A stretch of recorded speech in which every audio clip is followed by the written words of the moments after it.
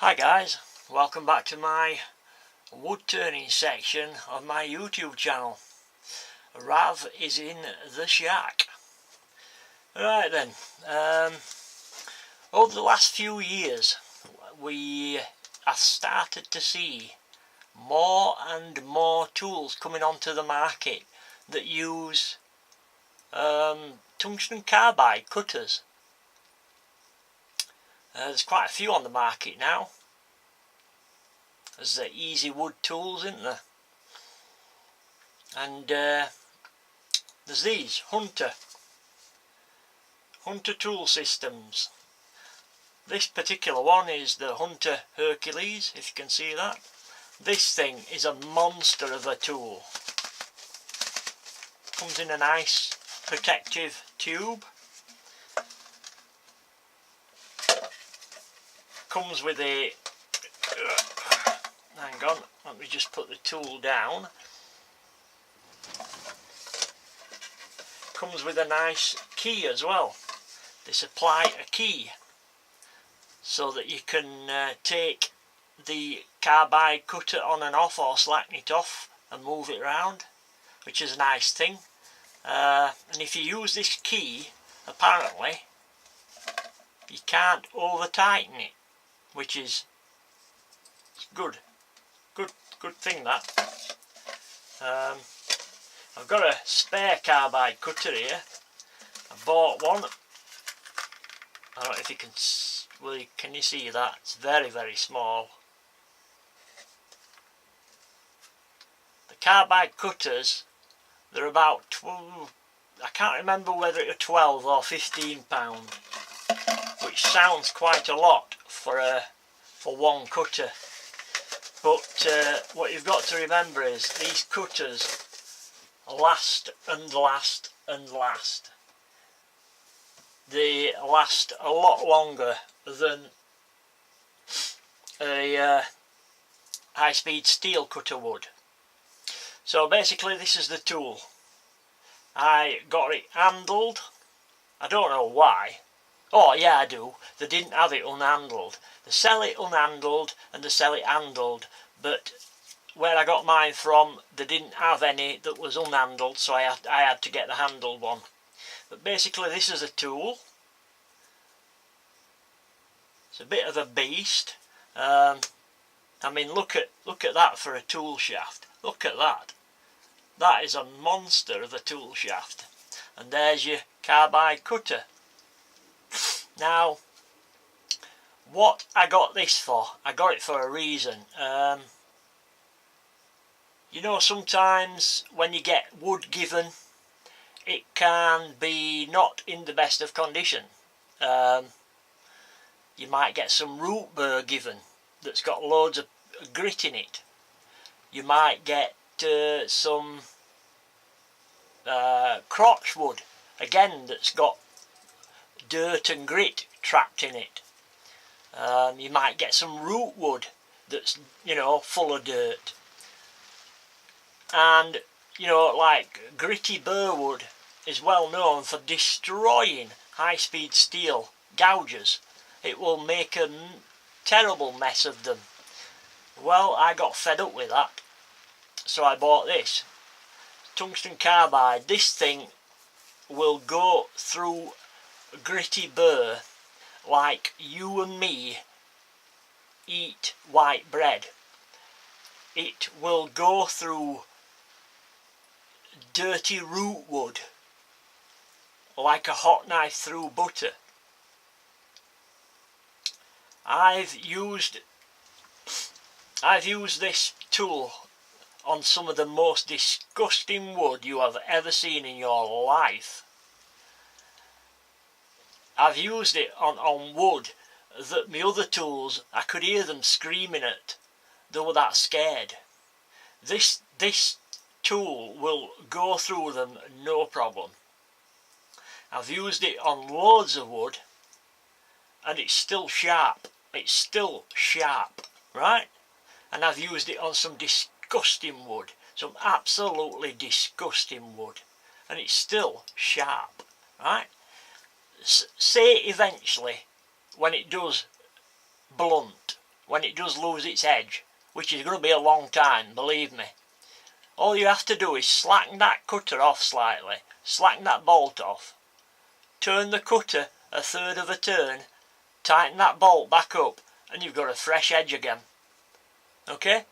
On each cutter you can turn it twice, so you've got 3 edges to go at.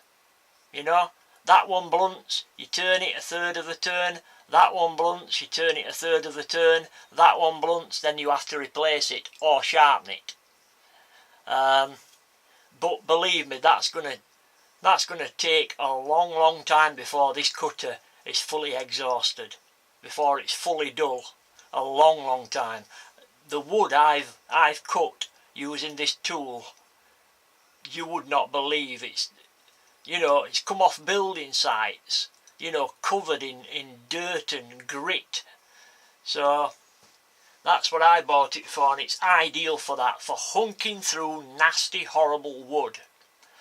But it's also can be very gentle on wood as well.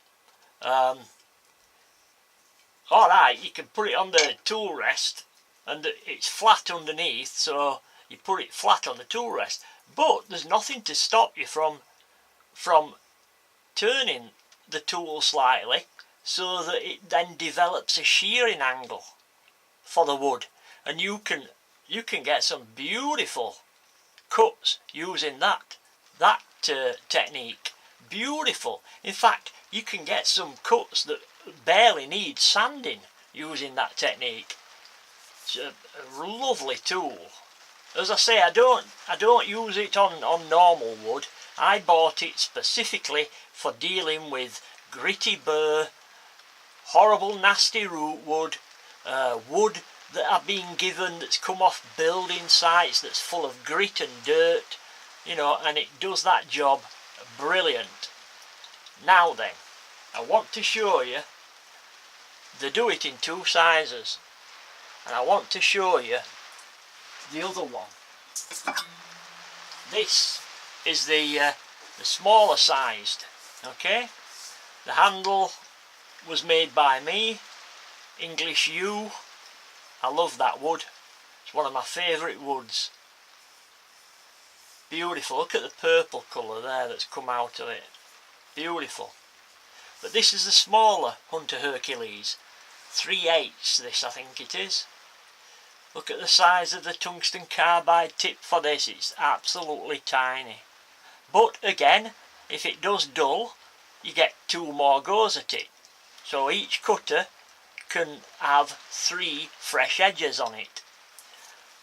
Now, what I found this is perfect for, and you're probably going to laugh, but if you're a pen turner that turns the plastic pens, you know, the acrylic pens and whatnot, now you'll already know how bad they can be for chipping out.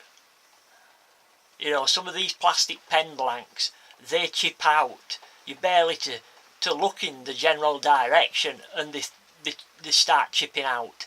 This thing is amazing. This thing is a pen turner's dream come true. It is absolutely out of this world for turning plastic pens. By plastic pens, I mean acrylic, you know, the inlace ones. I'm grouping, you know, the artificial pens all in together, the plastic pens. But it is absolutely out of this world for turning those.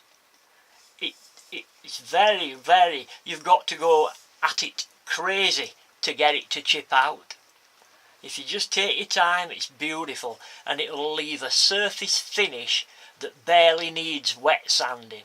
Okay, when I've used this tool, generally I'll start wet sanding at 1200 grit.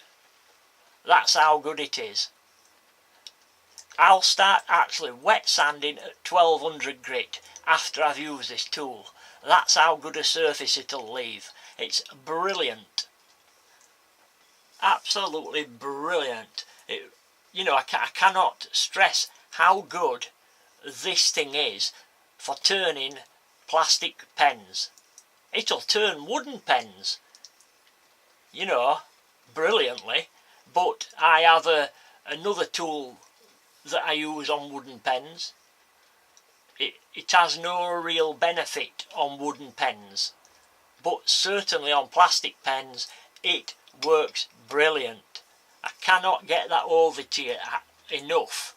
If you turn plastic pens, believe me, you need this tool.